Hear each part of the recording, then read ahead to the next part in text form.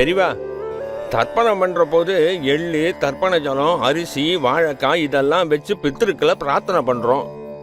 ஆனால் சில பேர் ஏளனமா நீங்கள் கொடுத்த அரிசி வாழைக்காயெல்லாம் வாங்கிட்டு போனவா எடுத்துன்னு போய் சாப்பிட்டுடுறா. பித்திருக்கள் இறந்து போனவா மறுஜனம் எடுத்திருப்பா. அப்படி இருக்கச்சே நீங்கள் கொடுக்கறதெல்லாம் அவளை எப்படி போய் சேரும்? எந்த லாஜிக்குமே இல்லையே அப்படின்னு பரிகாசமாக கேட்குற பெரியவா. எல்லாத்துக்கும் ஒரு சிஸ்டம் இருக்கு, ஒரு விதிமுறை இருக்கு. அதை நாம ஃபாலோ பண்ணணும். ஆக சாஸ்திரம் அப்படிங்கிற சட்டப்படி நாம கொடுக்கறது கண்டிப்பா பித்திருக்களுக்கு போய் சேரும்.